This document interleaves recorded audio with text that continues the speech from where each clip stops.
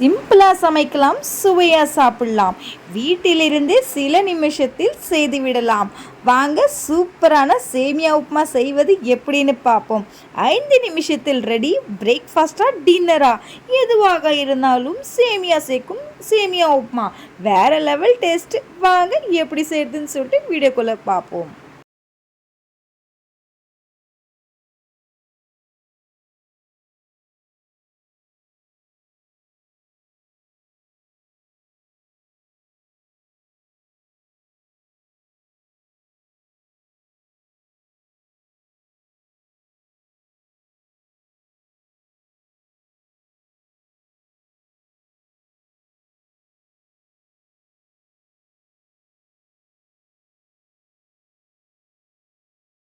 இப்போ வீட்டில் இருக்க பொருளை வைத்து நம்ம ஒரு சுலபமான முறையிலே செய்ய ஆரம்பிச்சிடலாங்க. வாங்க, ஒரு அகலமான பாத்திரம் எடுத்துக்கோங்க. எங்கள் வீட்டில் வந்து பார்த்தீங்கன்னா இது ரொம்ப விரும்பி சாப்பிடுவாங்க அடிக்கடிக்கு. இது வந்து அடிக்கடி கேட்பாங்க செய்யுங்க செய்யுங்கன்னு சொல்லிட்டு. அதில் வந்து நம்ம கொஞ்சமாக வந்து கோல்டு வினர் ஆயில் ஊற்றிக்கலாங்க. எண்ணெய் சூடாயிடுச்சு. எண்ணெய் சூடானதுமே நம்ம என்ன பண்ணோன்னா கொஞ்சமாக கடுகு ஆட் பண்ணிக்கலாம். கடுகு நல்லா பொரிஞ்சதுமே நம்ம அப்படியே கருவேப்பிலை ஆட் பண்ணிக்கலாம். நம்ம கடலப்பருப்பு போட ஆரம்பிச்சிடலாம். கலர் வந்து நல்லா சேஞ்ச் ஆகணும் கடலப்பருப்புடையது லைட்டாக. நான் இன்னைக்கு வந்து பார்த்தீங்கன்னா அகலமான பாத்திரத்தில் தாங்க செய்கிறேன். நல்லா இந்த மாதிரி வறுத்துட்டே இருங்க. நல்லா அப்படி கிண்டிக்கிட்டே இருங்க 2 நிமிஷத்துக்கு. ஓரளவுக்கு கலர் நல்லா செவந்துச்சு. இப்போ இந்த ஸ்டேஜில் வந்து நம்ம வந்து 4 பச்சை மிளகாய் எடுத்துருக்கேன். 4 பச்சை மிளகாவை நான் நீட்டு வாக்கில் கீறியிருக்கேன். அதை ஆட் பண்ணிக்கலாங்க. இது குழந்தைங்களுக்கு நீங்கள் செஞ்சு கொடுத்தீங்கன்னா ரொம்ப நல்லாயிருக்குங்க. அவங்க ரொம்ப விரும்பி சாப்பிடுவாங்க இந்த மாதிரி நீங்கள் செஞ்சு கொடுத்தீங்க அப்படின்னா. போடுற டிஷ் எல்லாமே ரொம்ப சிம்பிளாக இருக்குங்க. ப்ளீஸுங்க என்னோடய சேனலில் பார்த்தீங்கன்னா அப்படின்னா ரொம்ப ஈஸியாகவே இருக்குங்க உங்களுக்கு. நீங்கள் வந்து ரொம்ப சுலபமான ஈஸியான முறையில் நான் தோசை இடியாப்பெல்லாம் செஞ்சுருக்கேன். பழைய சாதத்தில் இடியாப்பம் செஞ்சுருக்கேன். இந்த மாதிரி நிறையா ரெசிபி நான் போட்டிருக்கேன். அதெல்லாம் நீங்கள் கண்டிப்பாக பாருங்கள். ஏன்னா உங்களுக்கு வந்து பார்த்தீங்கன்னா யூஸ்ஃபுல்லானதை தான் நான் போட்டிருக்கேன். இப்போ வந்து நான் 2 வெங்காயம் கட் பண்ணியிருக்கேன் நீட்டு வாக்கில். அதை ஆட் பண்ணிக்கலாம். இங்கே பாருங்கள்.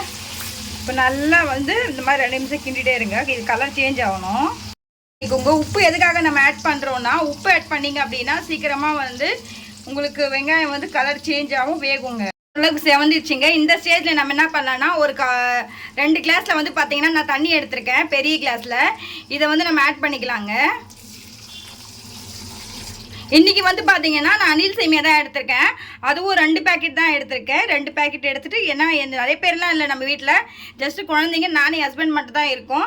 அதனால் வந்து பார்த்தீங்கன்னா 2 பேக்கெட் எடுத்துருக்கேங்க. இது வந்து பார்த்தீங்கன்னா வயசானவங்களாம் சாப்பிட்டாங்கன்னா ரொம்ப வாய்க்கு நல்லா தேன் படும்போது அவ்வளோ சுவையாக இருக்குங்க. கண்டிப்பாக செஞ்சு பாருங்கள் இந்த ரெசிபியை. பாருங்கள், இன்னொன்று ஊற்றிட்டேன். இப்போ நல்லா கொதிக்குது. கொதிக்க விடணுங்க இது. இந்த ஸ்டேஜில் நம்ம என்ன பண்ணலாம்னா ஒரு 1/4 டீஸ்பூன் மஞ்சத்தூள் ஆட் பண்ணிக்கலாங்க. மஞ்சத்தூள் வச்சு நீங்கள் ஃப்ளேவர் வச்சு செய்யும் போது அந்த டேஸ்ட் இருக்கும் பாருங்கள், அம்புட்டு ருசியாக இருக்குங்க. அது கூட ஒரு தேங்காய் சட்னியோடு ஆட் செஞ்சு தொட்டு சாப்பிட்டீங்கன்னா அப்படியே சொர்க்கலோகத்துக்கு போயிடுவீங்க. வாங்க, இப்போ நல்லா இது கொதிக்கட்டும். அடுப்பை வந்து நல்லா வந்து தூக்கி விட்டுருங்க. கொஞ்சம் ஹை ஃப்ளேமில் வச்சுருங்க. கொஞ்சம் 2 நிமிஷம் அப்படியே கிண்டிடுங்க. கிண்டிட்டு ஹை ஃப்ளேமில் விட்டு அப்படியே விடுங்க. கொதிக்கும் போதே நம்ம என்ன பண்ணணும்னா கல்லுப்பு ஆட் பண்ணிக்கலாங்க. பார்த்து போடுங்க. உப்பு ரொம்ப அதிகமாகிட போகுது. உங்களுக்கு எவ்வளோ தேவையோ அதுக்கு தகுந்த மாதிரி கூடியோ குறைச்சி நீங்கள் போட்டுக்கோங்க. பாருங்க, நல்லா கொதிச்சிருச்சிங்க தண்ணி. இந்த ஸ்டேஜில் வந்து பார்த்தீங்கன்னா உப்பு காரம் அந்த டேஸ்டெல்லாம் எப்படி இருக்குன்னு பார்த்துக்கோங்க. நீங்கள் அட்ஜஸ்ட் பண்ணிக்கோங்க. இப்போ தண்ணி நல்லா கொதிச்சிருச்சிங்க. பார்த்தீங்கன்னா நான் 2 பேக்கெட் வந்து பார்த்தீங்கன்னா அணில் சேமியா எடுத்திருக்கேன். அதை வந்து நீங்கள் என்ன பண்ணுறீங்கன்னா உடச்சி போட்டுக்கோங்க. தூளாக உடச்சி போட்டுக்கோங்க. இப்போ உடச்சி போட்டு நான் காட்டுறேன் எல்லாமே.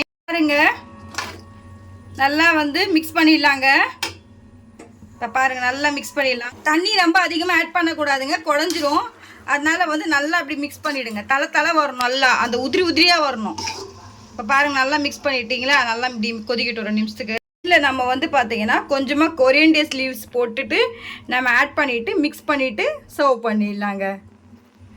இப்போ பாருங்கள், நல்லா இப்படி கிண்டிட்டிங்களா? நல்லா உதிராக வருதுங்களா? இப்போ வந்து நல்லா கிண்டிட்டு நம்ம வந்து எல்லாருக்கும் பரிமாறிடலாம். இப்போ நம்ம வந்து சட்னி செய்ய ஆரம்பிச்சிடலாம். நான் வந்து பார்த்தீங்கன்னா இன்றைக்கி 1 கப்பு வந்து பார்த்தீங்கன்னா நம்ம தேங்காய் எடுத்துருக்கேன். அது வந்து ஸ்லைஸாக கட் பண்ணியிருக்கேங்க. இந்த மாதிரி சேமியாவுக்கு நீங்கள் இந்த மாதிரி சட்னி செஞ்சீங்க அப்படின்னா அந்த ருசியே வேறேங்க. அது டேஸ்ட் நல்லாயிருக்கும், நல்ல ஒரு ஃப்ளேவர் கொடுக்குங்க. இப்போ வந்து நான் வெங்காயம் ஒன்று கட் பண்ணிக்கிட்டேங்க. மோஸ்ட்லி நிறைய பேர் ஆட் பண்ண மாட்டாங்க, பட் இந்த மாதிரி சட்னிக்கு நீங்கள் வெங்காயம் கொஞ்சம் ஆட் பண்ணிங்கன்னா நல்லா டேஸ்ட் கொடுக்கும். 3 பச்சை மிளகாய் ஆட் பண்ணியிருக்கேன். உங்கள் காரத்துக்கு ஆட் பண்ணி நீங்கள் ஆட் பண்ணிக்கோங்க. பார்த்தீங்கன்னா பொட்டுக்கடலை ஆட் பண்ணிக்கோங்க, கொஞ்சமாக ஆட் பண்ணிக்கோங்க, நிறைய ஆட் பண்ணாதீங்க. அளவு உப்பு ஆட் பண்ணிக்கோங்க. இப்போ நல்லா தண்ணியை விட்டு நீங்கள் வந்து ஃபைன் பேஸ்ட்டாக சட்னி அரைச்சிடுங்க. ஃபைன் பேஸ்ட்டாக வந்து சட்னியை அரைச்சிட்டோம்.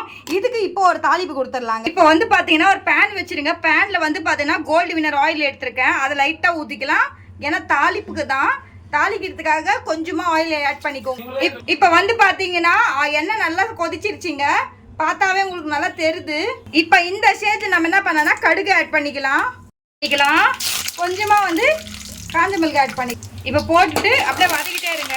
இப்போ ஸ்டவ் ஆஃப் பண்ணிடலாங்க. தாளிச்சதை இதில் கொட்டிடலாங்க. இப்போ பாருங்க, சூப்பரான மணக்க ஒரு சேமியாவோட அருமையான வந்து பார்த்தீங்கன்னா சட்னிங்க. அதுக்கு என்ன சட்னி? தேங்காய் சட்னி. வாங்க பரிமாறிடலாம்.